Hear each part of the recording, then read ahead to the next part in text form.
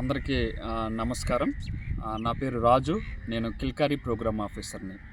ఈ వీడియోలో ప్రత్యేకంగా ఆశా కార్యకర్తలకి, ఏఎన్ఎంస్కి కిల్కారీ లిజనర్షిప్ ఎలా పెరుగుతుంది, ఏం చేస్తే పెరుగుతుంది అనే విషయాల గురించి మీకు నేను చెప్తాను.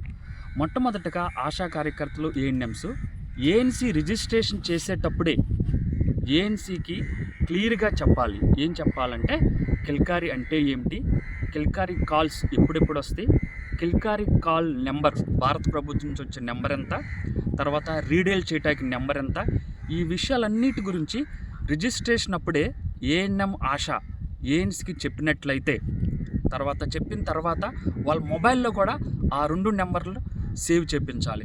తద్వారా కిల్కారీ లిజనర్షిప్ పెరిగిద్ది.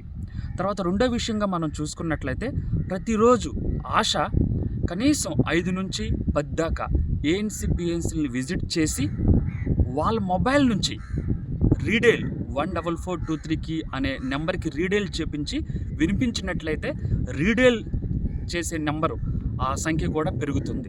అదేవిధంగా వాళ్ళని మోటివేట్ చేయాలి. ఫీల్డ్కి వెళ్ళినప్పుడు మీకు ఈ కిల్కారీ నెంబర్ నుంచి కాల్ వస్తుంది, 0124451660 అనే నెంబర్ నుంచి కాల్ వస్తుంది భారత ప్రభుత్వం నుంచి అని చెప్పాలి. వాళ్ళ మొబైల్లో సేవ్ చేయించాలి. మొబైల్లో సేవ్ చేయించినప్పుడు వాళ్ళు ఆ ఫోన్ ఎత్తడానికి ఈజీగా ఉంటుంది. తద్వారా కూడా కిల్కారీ లిజనర్షిప్ పెరుగుతుంది. సో ఏఎన్ఎంస్ ఆశా క్లియర్గా అర్థం చేసుకోవాలి.